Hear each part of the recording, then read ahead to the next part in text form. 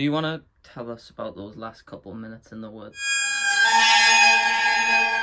Well, we came up to this untouched area of the woods, like a canyon that, like, there would visibly been no sign of anybody there. But the first thing I see when I look down was this structure made of sticks, twine, and what looked like bones.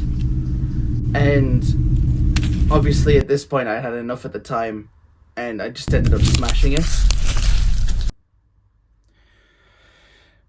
The thought of that statue really had, at that point, left my mind. I didn't really think much of it because afterwards, while the feeling was still there of uneasiness, that's just what happens when you're in the woods completely alone.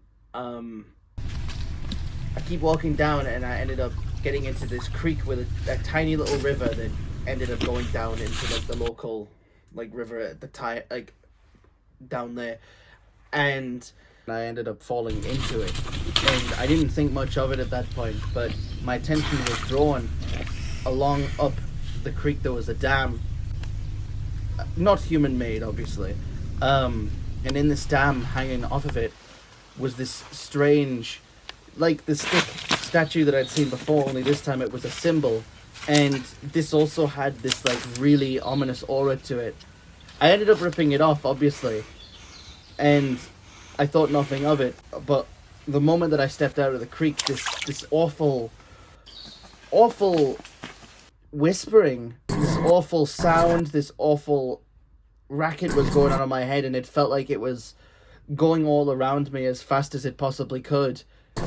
It caused me to drop to my knees. As soon as it started, it had finished, and only then, when I looked up,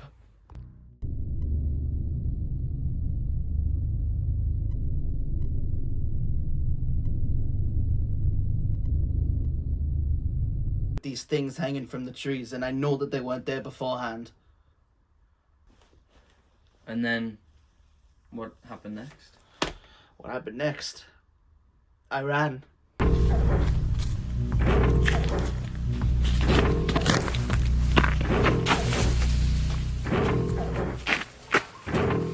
I had reached up to this open canyon, which was a break in the woods, and what looked like to be a stick figure in the middle. It was this if you've ever seen The Wicker Man, it looked exactly like that.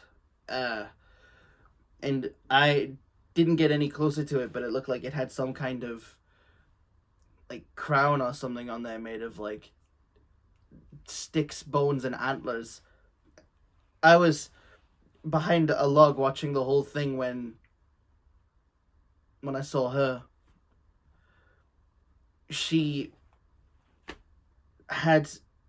There was no way to tell any discernible features on her face because her hair was covering it, and she wore this bloodied white dress, and wherever she had walked, you could just feel the sense of 1,000 voices calling out to you, and the voices would only follow her.